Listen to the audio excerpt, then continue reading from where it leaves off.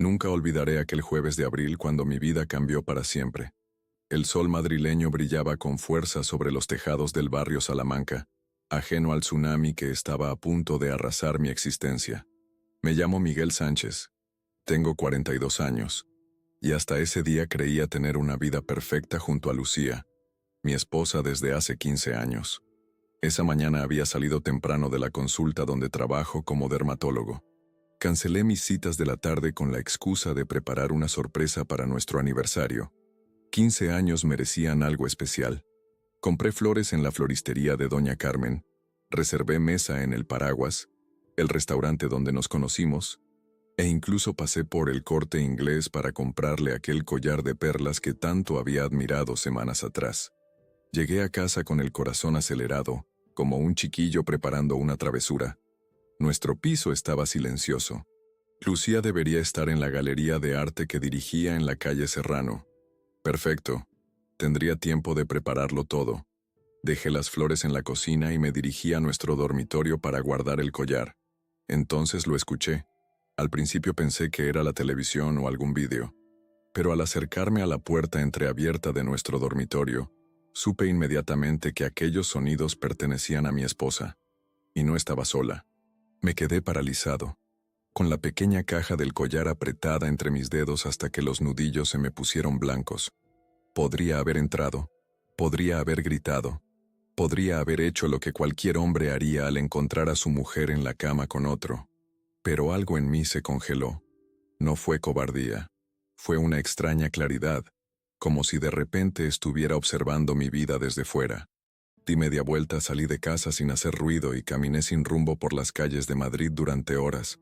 El collar seguía en mi bolsillo, pesando como una piedra. Pensé en tirarlo al Manzanares, pero ni siquiera eso merecía ya. Cuando regresé, entrada la noche, Lucía estaba en el salón viendo una serie. Se sorprendió al verme tan tarde. ¿Dónde estabas, cariño? Me has preocupado. No contestabas al móvil. La miré fijamente. Su rostro, que había amado durante tanto tiempo, ahora me parecía el de una desconocida. Sus ojos, que creía conocer mejor que los míos propios, escondían secretos que nunca había sospechado. Tuve una emergencia con un paciente. Mentí con una tranquilidad que me sorprendió. Mañana tengo que salir temprano para Barcelona. Una conferencia de última hora. No había ninguna conferencia, por supuesto, pero necesitaba tiempo para pensar, para decidir cómo manejar esta situación. Lucía asintió, sin mostrar la más mínima señal de culpa. Se acercó y me besó en la mejilla, como si no hubiera estado en nuestra cama con otro hombre apenas unas horas antes. ¿Cuántos días estarás fuera?, preguntó, volviendo a concentrarse en la pantalla. 3, quizás 4. Esa noche dormí en el sofá con la excusa de no querer despertarla al levantarme temprano. No podía soportar la idea de acostarme junto a ella, de respirar su perfume mezclado con el recuerdo de lo que había presenciado. A la mañana siguiente, reservé una habitación en el Hotel Wellington, a solo unas calles de nuestro piso. Necesitaba proximidad para lo que estaba planeando. Durante 3 días, observé desde la distancia. Descubrí que su amante era Carlos Mendoza, el nuevo artista que exponía en su galería. Un pintor mediocre con sonrisa de conquistador y 30 años recién cumplidos. 12 años menos que yo, 11 menos que Lucía. Los seguí discretamente. Los vi almorzar juntos en La Latina, compartiendo tapas y risas. Los vi entrar en nuestra casa cuando yo supuestamente estaba en Barcelona. Los vi besarse en el Parque del Retiro, junto al estanque, sin el menor reparo por quién pudiera reconocerlos. Cada nueva revelación debería haberme destrozado más, pero extrañamente, me sentía cada vez más frío, más calculador. No era dolor lo que crecía en mí, sino una determinación helada. Lucía no solo me había traicionado, sino que lo había hecho con descaro, sin respeto por nuestros 15 años juntos, por nuestro hogar, por mi dignidad. La noche antes de mi supuesto regreso de Barcelona, tomé una decisión. No habría gritos ni reproches. No habría escenas dramáticas ni súplicas patéticas. Mi venganza sería mucho más sutil, mucho más prolongada. Porque si algo había aprendido en estos días era que Lucía no merecía ni siquiera la satisfacción de verme destruido. Regresé a casa con una sonrisa y un pequeño regalo de Barcelona. Le conté detalles inventados de una conferencia que nunca existió. Cenamos juntos y brindamos con aquel vino tinto que tanto le gustaba. Incluso hicimos el amor esa noche, aunque cada caricia me resultaba ahora un acto de hipocresía suprema. Mientras ella dormía plácidamente a mi lado, yo permanecí despierto, perfilando en mi mente cada detalle del plan que ejecutaría en los próximos meses, porque Lucía había elegido jugar conmigo, sin saber que acababa de despertar a un jugador mucho más paciente y astuto que ella. La primera fase de mi plan comenzaría mañana mismo, con una llamada aparentemente inocente a mi banco. Pequeños movimientos que, como en el ajedrez, no revelarían mi estrategia hasta que fuera demasiado tarde para ella. Porque si Lucía pensaba que podía humillarme y salir indemne, estaba a punto de descubrir lo equivocada que estaba.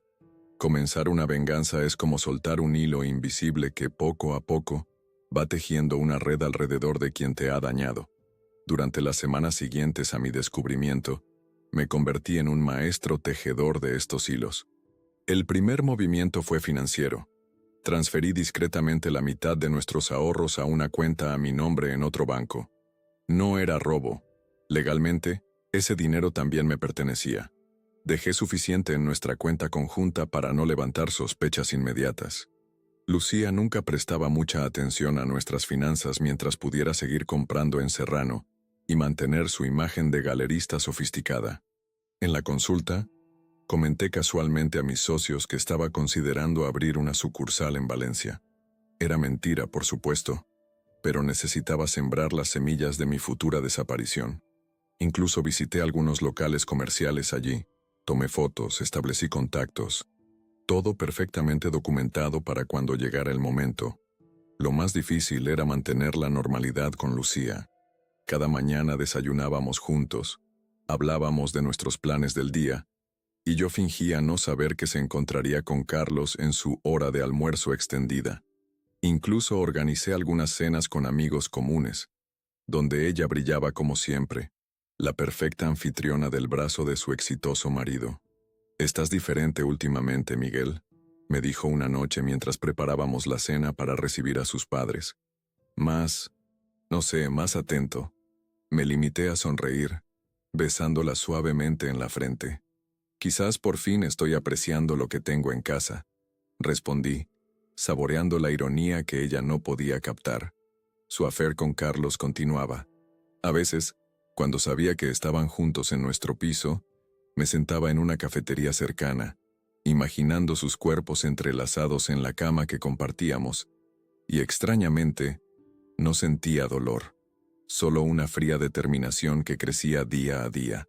A los 2 meses de mi descubrimiento, di el siguiente paso.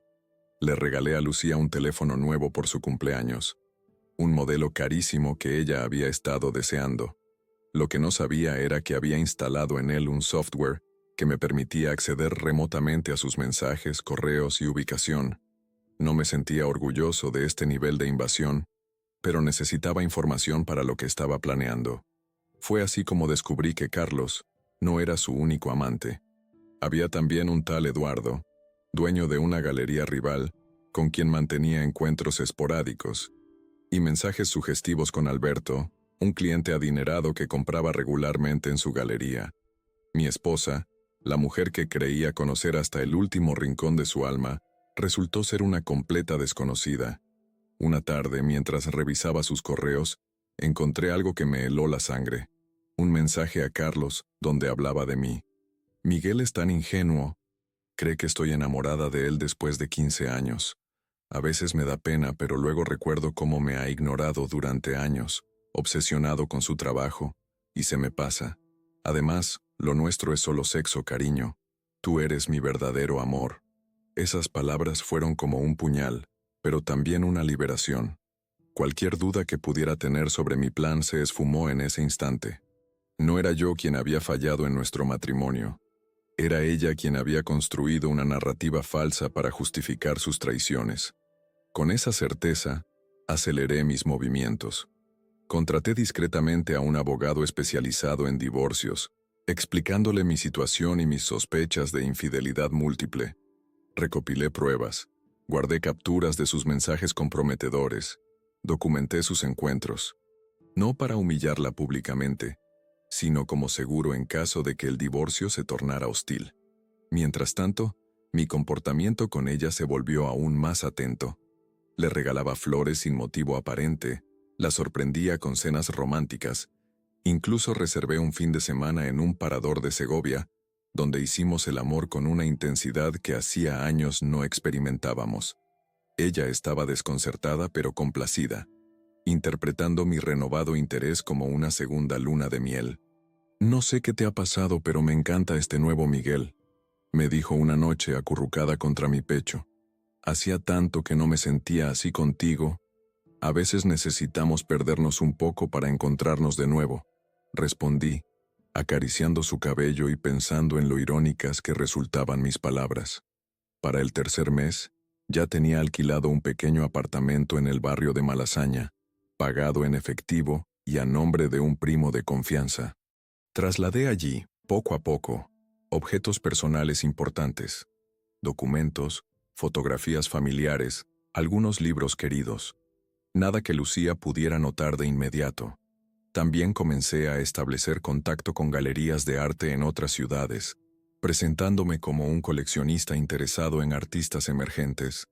Pronto tuve información valiosa sobre el mercado del arte en España, sus principales actores, sus secretos mejor guardados. Información que sería crucial para la siguiente fase de mi plan.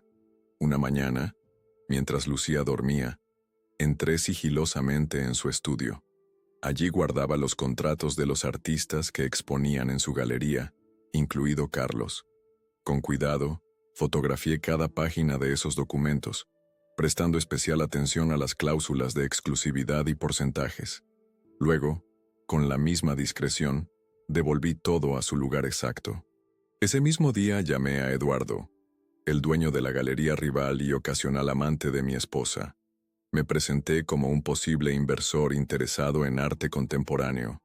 Quedamos para tomar un café la semana siguiente, en un lugar discreto donde sabía que Lucía nunca aparecería.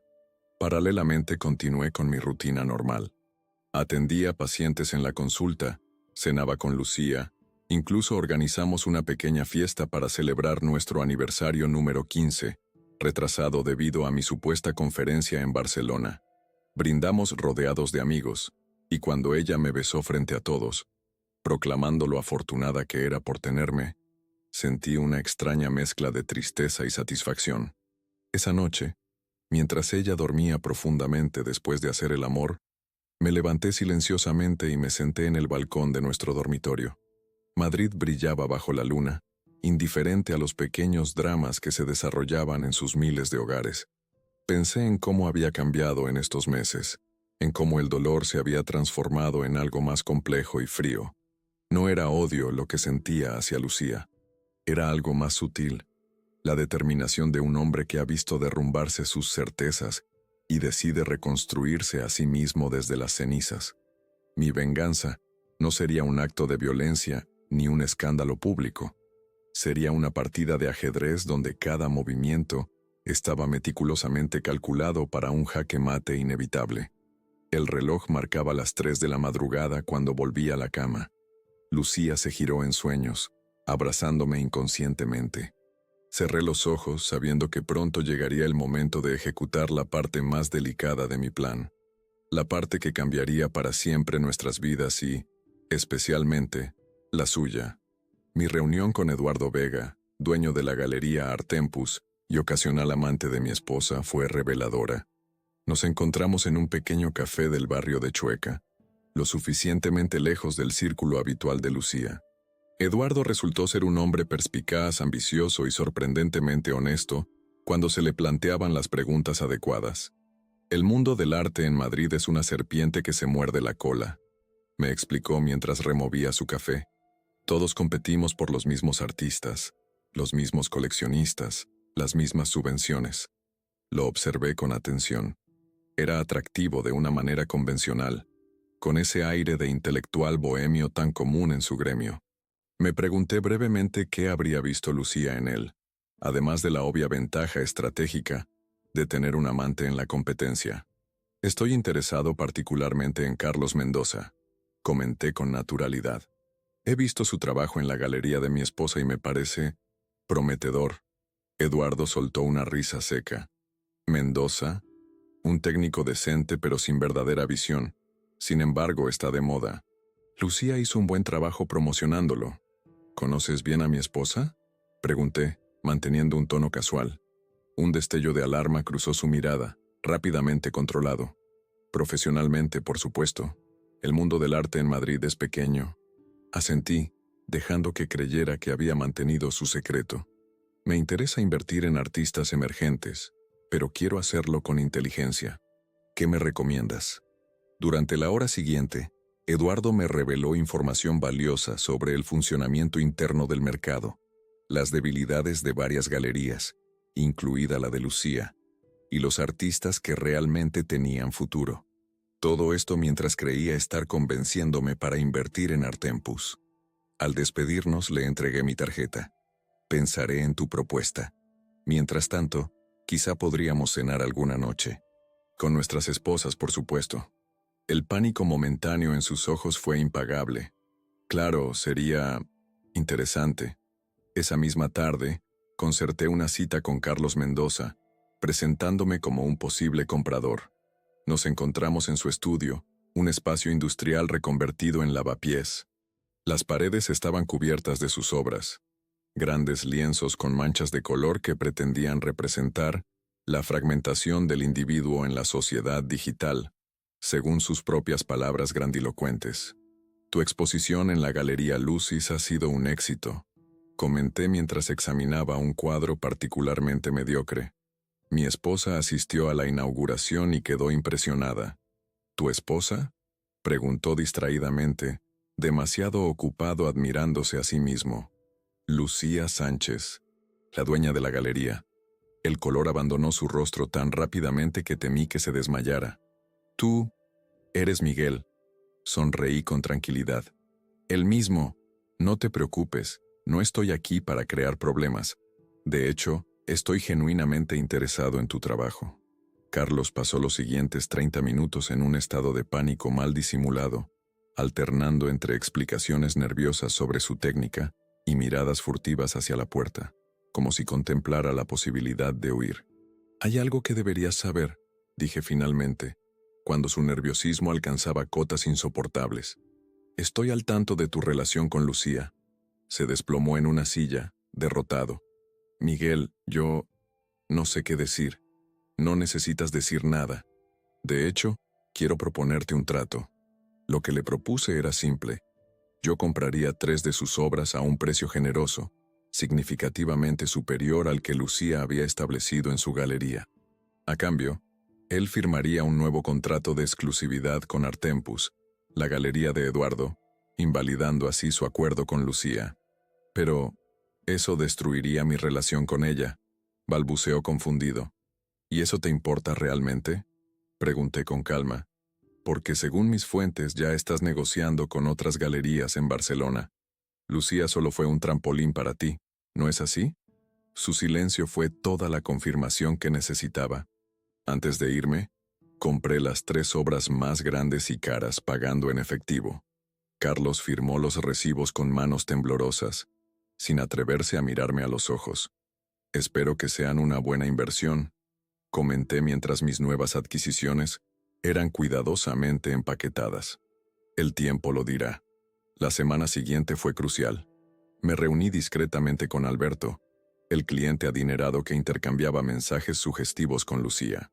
Resultó ser un empresario vasco con más dinero que criterio artístico.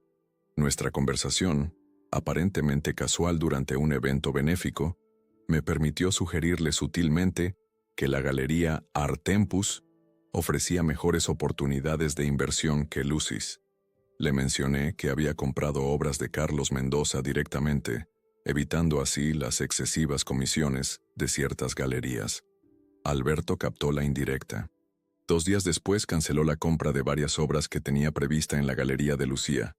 Mientras tanto, seguí siendo el marido perfecto, Ayudé a Lucía a preparar la próxima exposición.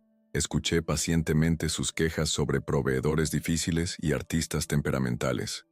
Incluso la acompañé a un viaje relámpago a París para visitar una feria de arte, donde me presentó a varios contactos importantes del sector. Contactos que más tarde resultarían útiles para mis propósitos. El primer golpe real llegó cuando Carlos informó oficialmente a Lucía que rompía su contrato para firmar con Artempus. La noticia le cayó como un jarro de agua fría. Carlos era su artista estrella, el que atraía a los compradores más importantes. No puedo creerlo. Sollozó esa noche en nuestro salón, con una copa de vino tinto en la mano. Después de todo lo que he hecho por él, de cómo lo he promocionado, los artistas son impredecibles, comenté, abrazándola con fingida compasión. Quizás deberías haber asegurado mejor su contrato. Ella me miró, sorprendida por mi comentario. El contrato era sólido. Eduardo debió ofrecerle algo irresistible. O quizás Carlos simplemente encontró lo que buscaba y decidió seguir adelante. Sugerí, saboreando la ironía que ella no podía percibir. Los golpes continuaron llegando. Alberto canceló sus compras. Otros 2 artistas importantes de su galería comenzaron a mostrar interés por Artempus, atraídos por los rumores de mejores condiciones. Un crítico influyente publicó una reseña devastadora sobre la última exposición de Lucis, cuestionando la dirección artística de la galería. Lucía estaba desconcertada, cada vez más estresada. Nuestra vida hogareña, que durante meses había mantenido una apariencia de normalidad, comenzó a resentirse. Ella llegaba tarde, agotada, a veces habiendo bebido demasiado. Las cenas románticas que yo seguía organizando se convertían en monólogos sobre sus problemas laborales. El sexo, que había renacido brevemente, volvió a ser esporádico y mecánico. Una noche, mientras cenábamos en silencio, decidí que era momento de avanzar al siguiente nivel. He estado pensando, dije casualmente, quizás deberíamos tomarnos unas vacaciones. Alejarnos de todo esto por un tiempo. Ella levantó la mirada de su plato casi intacto.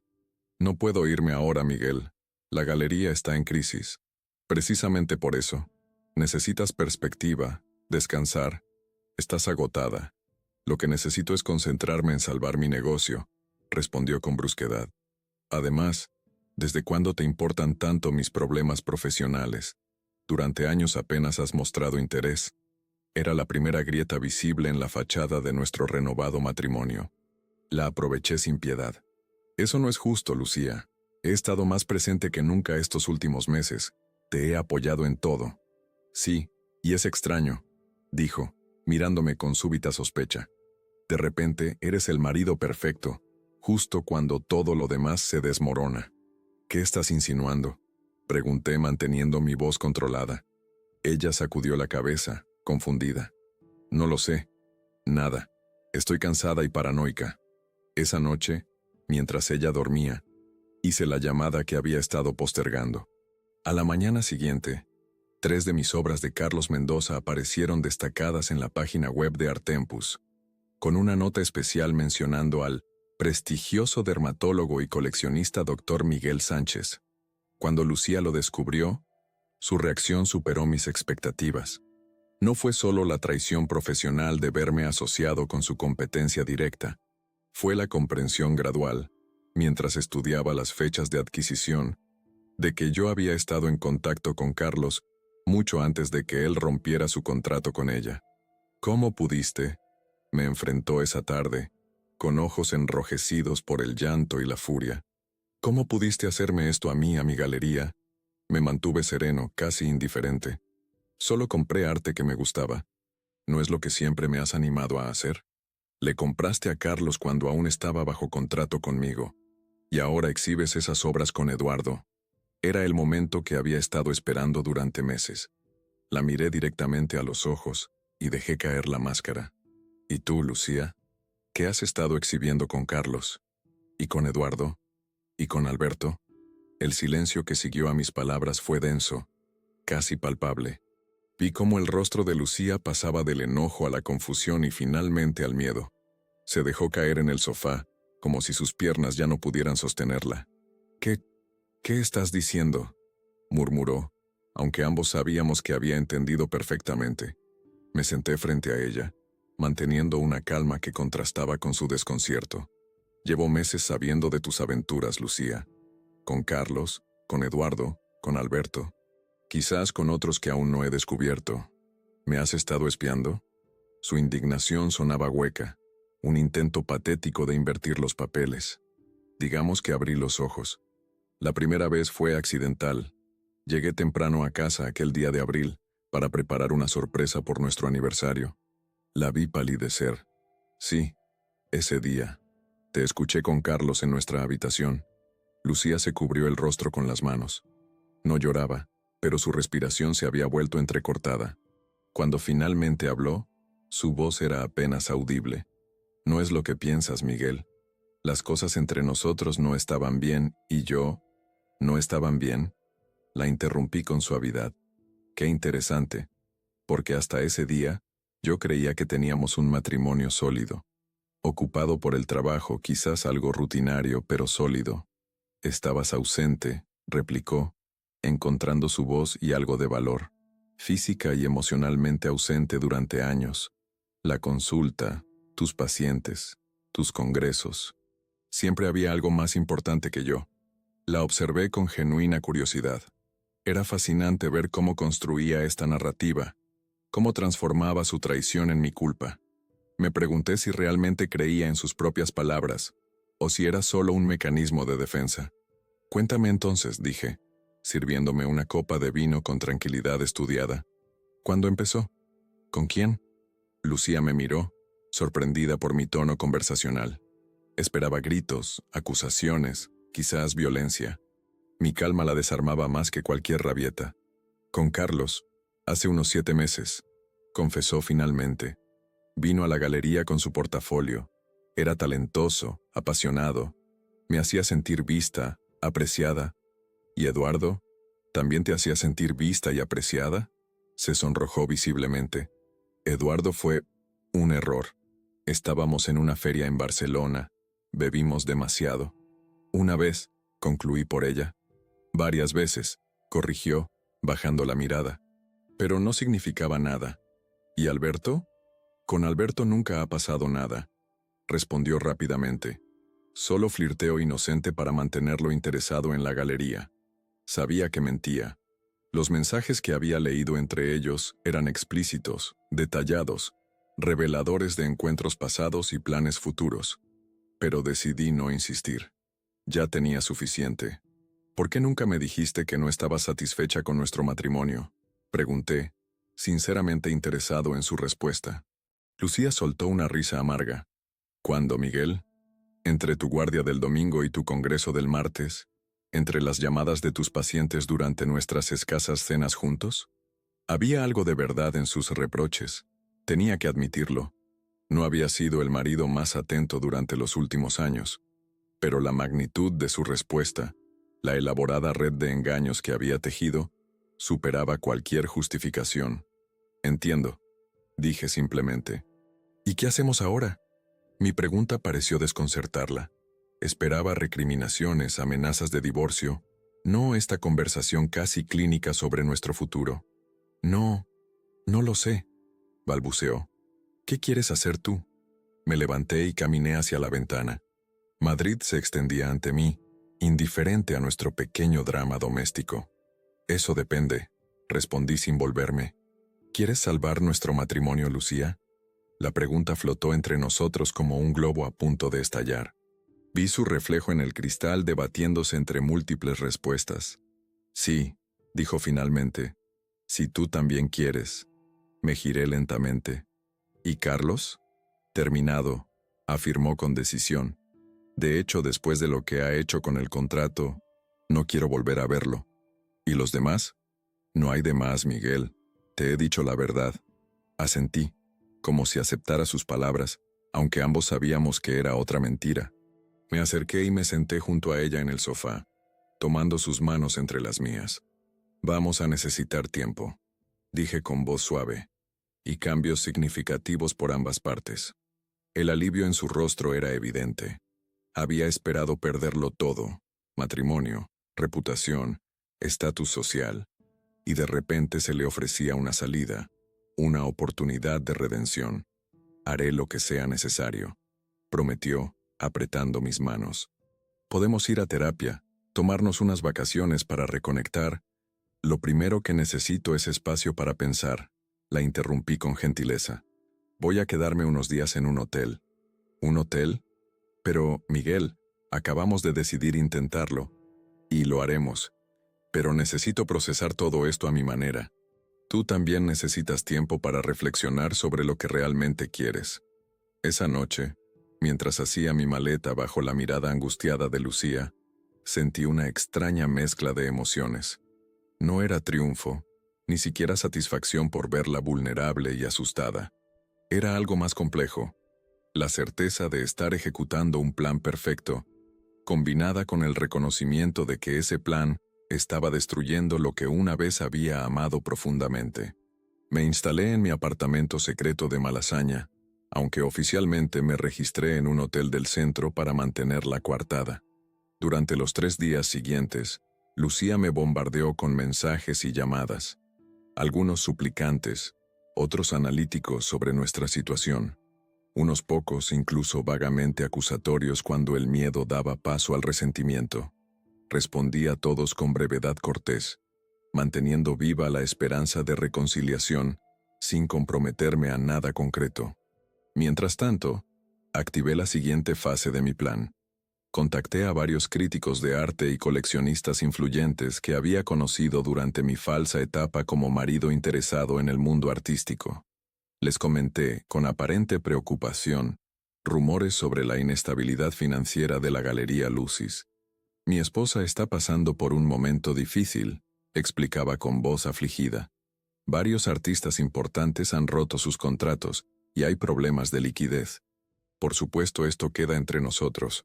Sabía que en el hermético mundo del arte madrileño, estos rumores se extenderían como la pólvora.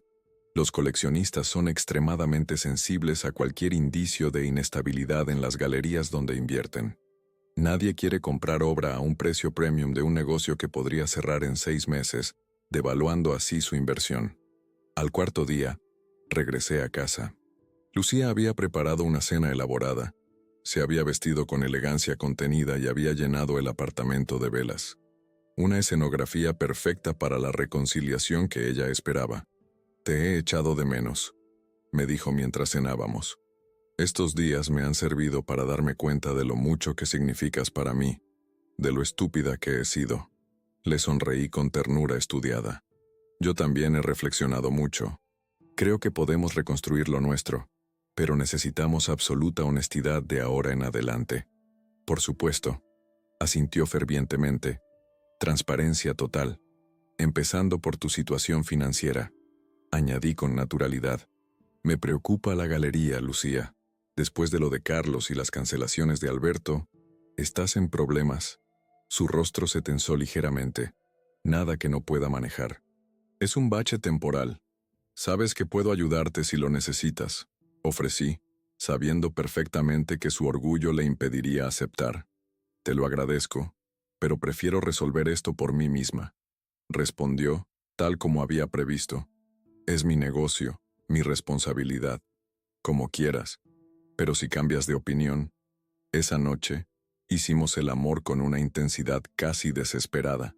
Para Lucía, era un acto de reconexión, de pedir perdón con su cuerpo. Para mí, era una actuación más en mi elaborada venganza, una forma de mantenerla confiada mientras las paredes se cerraban a su alrededor. La semana siguiente, los efectos de mis rumores comenzaron a manifestarse. 2 exposiciones programadas en Lucis fueron canceladas abruptamente.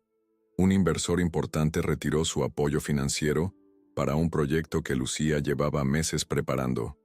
Las ventas, ya afectadas por la partida de Carlos, cayeron en picado. Lucía llegaba cada noche más estresada, más desesperada. Yo seguía siendo el marido comprensivo, ofreciendo apoyo emocional y consejos que sutilmente la llevaban a tomar decisiones contraproducentes. «Quizás deberías reducir precios para atraer compradores», sugerí una noche. «Eso solo confirmaría los rumores de problemas», respondió, frotándose las sienes con agotamiento. Además, los artistas nunca lo aceptarían. Entonces reorganiza, enfócate en artistas emergentes con menos pretensiones. Eduardo parece tener éxito con esa estrategia. Mencioné deliberadamente a Eduardo, sabiendo que su nombre aún provocaba en ella una reacción incómoda. Como esperaba, rechazó la idea inmediatamente. No voy a copiar a Eduardo. Encontraré mi propio camino. Su propio camino estaba llevándola directamente al precipicio, exactamente como yo había planeado. Pero lo más fascinante era observar cómo, a pesar de nuestro supuesto nuevo comienzo basado en la honestidad, Lucía seguía mintiendo. No me contó sobre las llamadas desesperadas a Carlos intentando recuperarlo. No mencionó su reunión secreta con Alberto, donde prácticamente le suplicó que reconsiderara sus cancelaciones. Y ciertamente no reveló que había contactado con un prestamista que cobraba intereses exorbitantes para solventar sus problemas de liquidez. Lo sabía todo, por supuesto. Mi red de información seguía activa, alimentándome cada detalle de su caída en espiral. Y mientras observaba su desesperación creciente, me preguntaba si realmente sentía algo, si quedaba en mí algún resquicio de amor por la mujer que había compartido mi vida durante 15 años. Una noche, mientras ella dormía exhausta a mi lado, me encontré contemplando su rostro, tan familiar y ahora tan extraño. ¿Era esto lo que realmente quería? ¿Verla destruida, humillada, arruinada? La respuesta que encontré en mi interior me sorprendió, y por primera vez en meses, sentí una grieta en mi armadura de indiferencia calculada. La grieta en mi armadura emocional no duró mucho. A la mañana siguiente, mientras desayunábamos en silencio, Lucía recibió una llamada que la hizo palidecer. Se excusó rápidamente y se encerró en su estudio para hablar.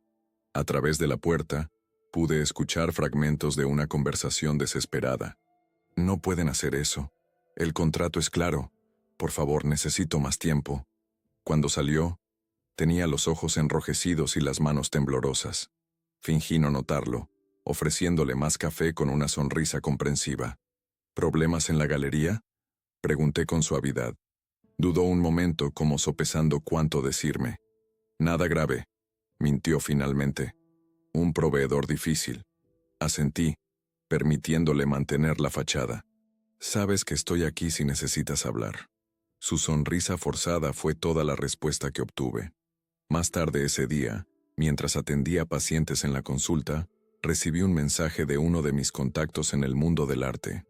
Martina, una joven galerista que me debía algunos favores, me informaba que el propietario del local donde se ubicaba Lucis había decidido no renovar el contrato de alquiler que vencía en 3 meses.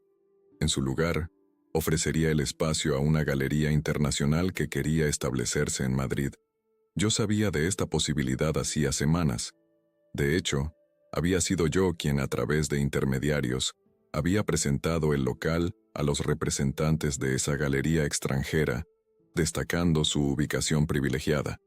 También había sido yo quien había sembrado dudas sobre la solvencia de Lucía en conversaciones aparentemente casuales con el propietario. La noticia, como anticipé, fue devastadora para Lucía. Esa noche regresó a casa completamente derrotada. «Van a echarnos», anunció sin preámbulos, sirviéndose una generosa copa de coñac. Después de 8 años en ese local, con todas las reformas que hice a mi costa, con todo lo que he aportado al barrio, simplemente no renovarán. Me acerqué y la abracé, sintiendo su cuerpo tenso bajo mis brazos. Lo siento mucho, cariño. ¿No hay forma de negociar? Dice que ya tiene otro inquilino. Una galería suiza que pagará el doble. Dio un largo trago a su copa. No puedo competir con eso. ¿Has considerado otros locales? ¿Con qué dinero, Miguel?, estalló apartándose de mí. La galería está al borde de la quiebra. Apenas puedo pagar a mis empleados. Los artistas que me quedan están nerviosos, buscando salidas. Y ahora esto se derrumbó en el sofá, llorando abiertamente por primera vez desde nuestra confrontación. Me senté a su lado ofreciéndole un pañuelo y dejando que desahogara su frustración. Era curioso cómo, a pesar de todo, una parte de mí aún se conmovía por su dolor. Quizás no había eliminado completamente mis sentimientos por ella, solo los había enterrado bajo capas de resentimiento y planes de venganza. «Podría ayudarte económicamente», ofrecí, sabiendo que rechazaría la propuesta. «No», respondió previsiblemente. «No mezclaré nuestro matrimonio con mis problemas de negocio. Encontraré una solución». Los días siguientes fueron un descenso a los infiernos para Lucía. Las deudas se acumulaban, los artistas seguían abandonando el barco, y la búsqueda de un nuevo local a precio asequible en el centro de Madrid resultaba infructuosa. Su estado de ánimo oscilaba entre la desesperación absoluta y una determinación feroz que, en otras circunstancias, habría admirado. Una tarde, regresando temprano de la consulta, la encontré hablando por teléfono en nuestro balcón. No me vio entrar, absorta como estaba en la conversación. «No puedo pedírselo, Carlos», decía con voz tensa. «Las cosas entre nosotros apenas comienzan a mejorar. Si descubriera que seguimos en contacto». Sentí un estremecimiento de rabia. Después de todo lo ocurrido, después de nuestra supuesta reconciliación basada en la honestidad, seguía mintiendo. Seguía en contacto con su amante. «Lo pensaré», continuó, «pero necesitaría garantías. No puedo arriesgarme a perder también mi matrimonio». Salí silenciosamente del apartamento y esperé 20 minutos antes de regresar, haciendo suficiente ruido para anunciar mi llegada. Lucía me recibió con una sonrisa tensa, sin mencionar su conversación con Carlos. Esa noche, mientras cenábamos, decidí presionar un poco. «¿Has considerado cerrar la galería?», pregunté directamente. «No temporalmente, sino definitivamente». Me miró como si hubiera sugerido que se cortara un brazo. «¿Cerrar Lucy's? Es mi vida, Miguel. Lo único que realmente es mío. También lo es nuestro matrimonio», respondí con suavidad. «¿Sabes a qué me refiero? La galería la construí yo, desde cero. Es mi identidad, mi independencia». «La independencia es un lujo cuando estás al borde de la bancarrota», comenté, sirviéndome más vino. «A veces hay que reconocer la derrota y comenzar de nuevo». «No estoy derrotada», afirmó con súbita determinación. «Tengo opciones». «¿Cómo cuáles?». Dudó un momento. «Estoy considerando socios inversores». «¿Quiénes?», pregunté, aunque ya sospechaba la respuesta. «Prefiero no discutirlo hasta que sea más concreto», evadió, concentrándose en su plato. Al día siguiente activé la siguiente fase de mi plan. A través de contactos cuidadosamente cultivados durante meses, hice llegar una oferta anónima a Lucía, un inversor interesado en adquirir el 60% de Lucy's Gallery, manteniendo el nombre y a ella como directora artística, pero con control financiero total. La oferta llegó en el momento perfecto, cuando su desesperación alcanzaba nuevas cotas. El banco había rechazado un préstamo, 2 artistas más habían anunciado su marcha, y el plazo para desalojar el local se acercaba inexorablemente. Cuando me informó sobre la oferta, fingí preocupación. «¿60%? Eso significa perder el control efectivo de tu galería». «Lo sé», admitió con resignación, «pero mantendría mi puesto, mi nombre, mi visión artística, y resolvería todos los problemas financieros de inmediato». «¿Conoces a este inversor?». «Es anónimo, a través de un bufete de abogados. Aparentemente, quiere mantenerse en segundo plano». «Suena sospechoso», comenté, sembrando la duda. «¿Por qué alguien invertiría en una galería con problemas sin dar la cara?». «Quizás sea alguien del mundo del arte que no quiere que se sepa que está rescatando competencia en apuros», razonó. «O un nuevo rico buscando prestigio cultural. O alguien que quiere controlarte sin que lo sepas», sugerí. Esa semana, mientras Lucía consideraba la oferta, recibió otro golpe. Eduardo, su ocasional amante y constante competidor, anunció la apertura de una sucursal de Artempus en Barcelona, con Carlos Mendoza como artista principal. La noticia apareció en todas las publicaciones especializadas, acompañada de entrevistas donde Carlos alababa la visión artística superior de Eduardo frente a otros galeristas de la capital. Lucía estaba destrozada. No solo había perdido a su artista estrella, sino que ahora tenía que ver cómo prosperaba bajo el ala de su rival. Su orgullo profesional, Lo único que le quedaba intacto, recibió un golpe demoledor. Esa noche la encontré bebiendo sola en el balcón contemplando el skyline madrileño con ojos vacíos. «Voy a aceptar la oferta», me dijo sin girarse. «No tengo alternativa». Me senté junto a ella, observando su perfil recortado contra las luces de la ciudad. «¿Estás segura? Una vez que firmes...» «Lo sé», me interrumpió. «Pero es eso, o la quiebra total. Al menos así salvaré algo de lo que he construido». La reunión con los abogados del misterioso inversor se fijó para la semana siguiente. Lucía pasó esos días en un estado de nerviosa resignación, alternando entre preparar documentación y caer en pozos de melancolía. Una noche, tras varias copas de vino, su vulnerabilidad la llevó a una confesión inesperada. «Fui a ver a Carlos», admitió de repente, mientras estábamos sentados en silencio en el salón. «La semana pasada». La miré sin decir nada esperando que continuara. Le pedí que reconsiderara su decisión, que volviera a Lucis. Incluso le ofrecí mejores condiciones que Eduardo. Soltó una risa amarga. Me dijo que ya era tarde, que había quemado mis puentes. «¿Por qué no me lo contaste?», pregunté aunque conocía perfectamente la respuesta. «Tenía miedo», respondió simplemente. «¿De cómo reaccionarías? De perder esta frágil paz que hemos construido». «¿Todavía sientes algo por él?», negó con la cabeza. «Nunca sentí nada real. Era, no sé, la emoción de lo prohibido, supongo. La sensación de ser deseada de nuevo». «Yo te deseo», dije suavemente tomando su mano. Me miró con ojos llenos de lágrimas. «Pero dejaste de verme, Miguel. Durante años estuve ahí, a tu lado, esperando una mirada, un gesto, algo que me indicara que aún me notabas». Había verdad en sus palabras. Tenía que admitirlo. Me había sumergido en mi trabajo, en mi rutina, dando por sentada nuestra relación, su presencia en mi vida. No justificaba su traición, pero arrojaba una luz diferente sobre ella. «Te veo ahora», respondí, sintiendo una súbita confusión en mi propósito. ¿Estaba realmente dispuesto a llevar mi venganza hasta el final? El día de la reunión llegó. Lucía se vistió con especial cuidado, como si preparándose para un funeral donde debía mantener la dignidad. La acompañé hasta la puerta del bufete de abogados, ofreciéndole un último apoyo moral. «Estaré esperándote en casa», le dije besándola en la frente. «Cualquiera que sea el resultado lo afrontaremos juntos». Me miró con gratitud. «Gracias por estar a mi lado a pesar de todo. No merezco tu apoyo».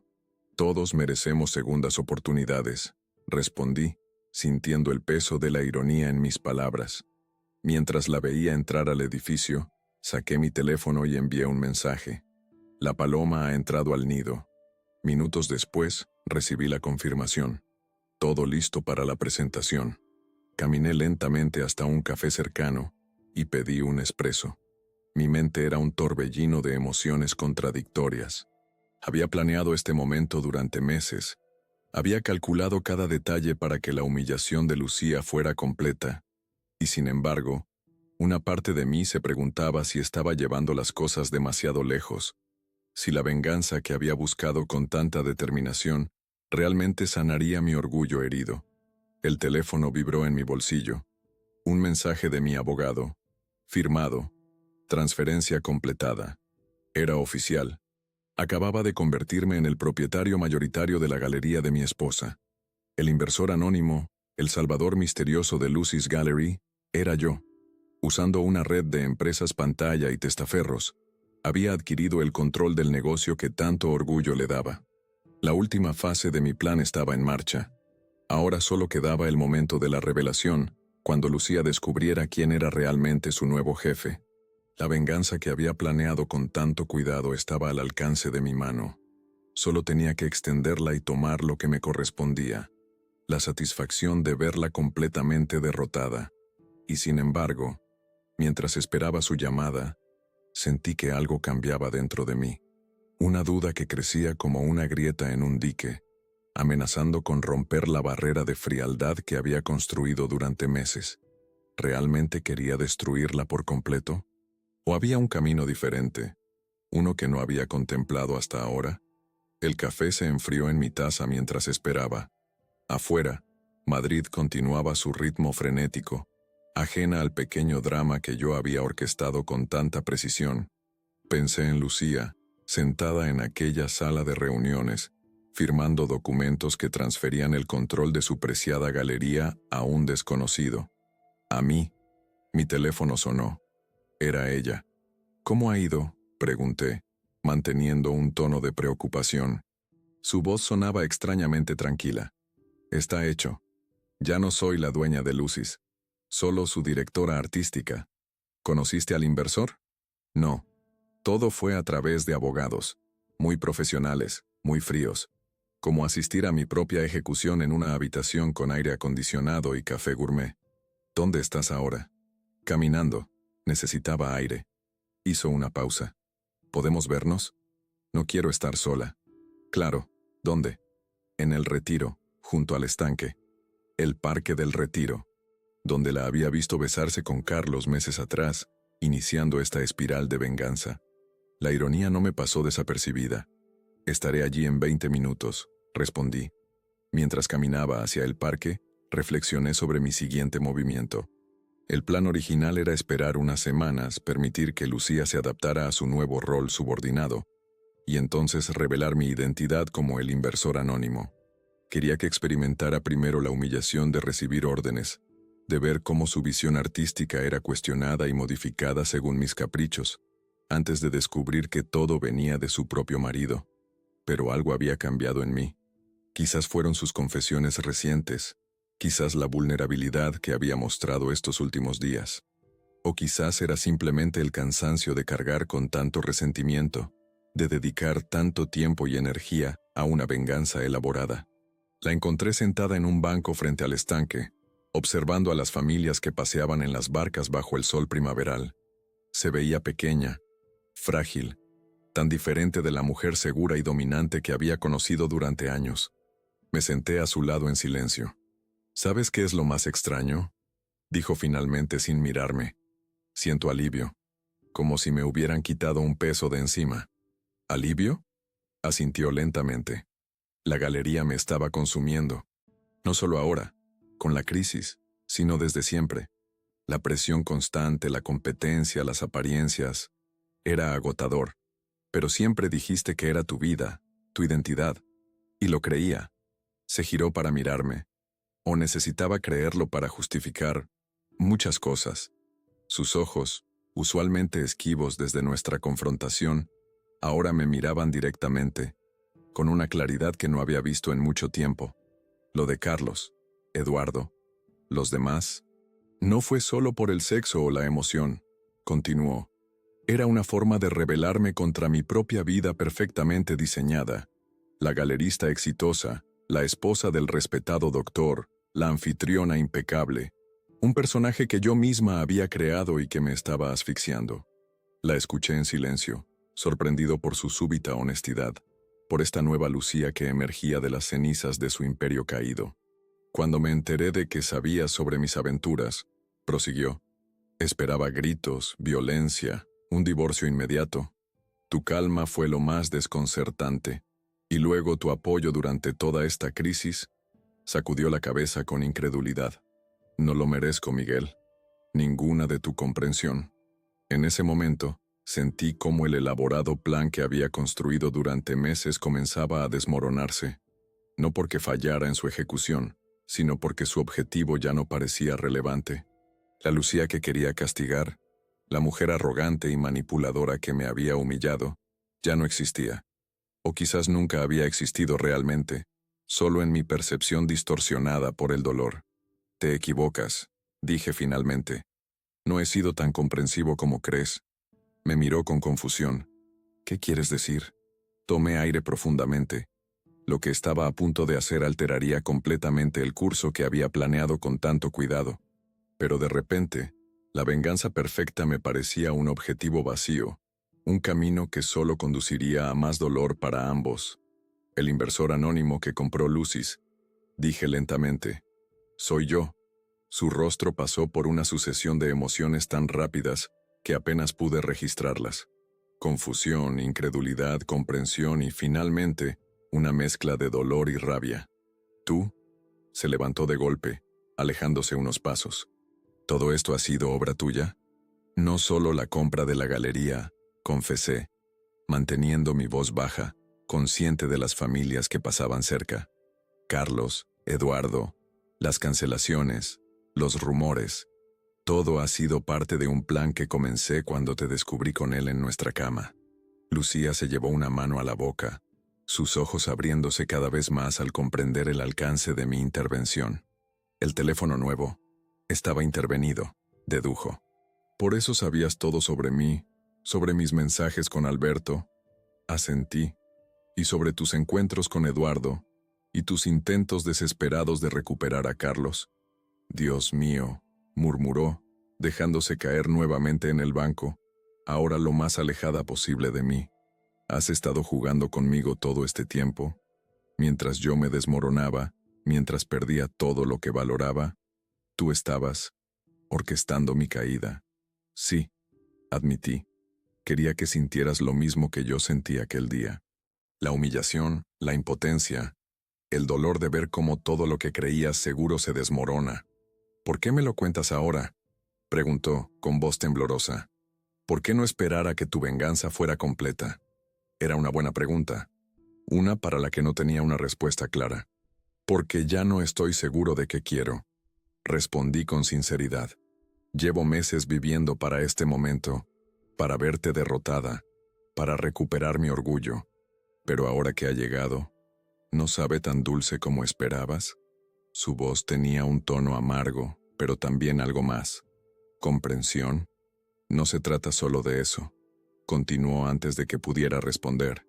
Es que te has convertido en lo mismo que intentabas castigar, un manipulador, un mentiroso.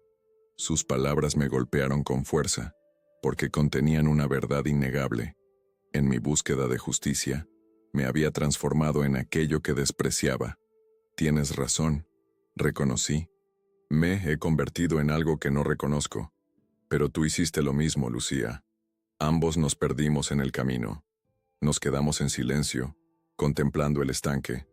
Una pareja de ancianos pasó frente a nosotros, tomados de la mano, compartiendo un helado con la naturalidad que da toda una vida juntos. Me pregunté si alguna vez habríamos llegado a esa etapa, si las semillas de nuestra destrucción habían estado siempre ahí, esperando el momento adecuado para germinar. ¿Qué hacemos ahora?, preguntó finalmente Lucía. Eso depende de ti, respondí.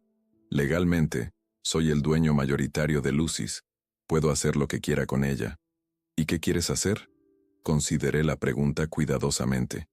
Durante meses, mi objetivo había sido claro: destruir lo que ella más valoraba, como ella había destruido mi confianza. Pero ahora, sentado junto a ella en ese parque donde una vez la había visto traicionarme, ya no estaba seguro. Podría devolvértela, dije finalmente. Firmar los documentos necesarios para transferirte nuevamente la propiedad. Me miró con sorpresa. ¿Por qué harías eso después de todo lo que has planeado? Porque quizás hay algo más importante que la venganza. ¿El perdón?, preguntó con escepticismo. No exactamente. Más bien, liberación. Para ambos. Me giré para mirarla directamente. Podría devolverte la galería, o podríamos venderla completamente y usar el dinero para empezar de nuevo. Separados o juntos, esa sería otra decisión.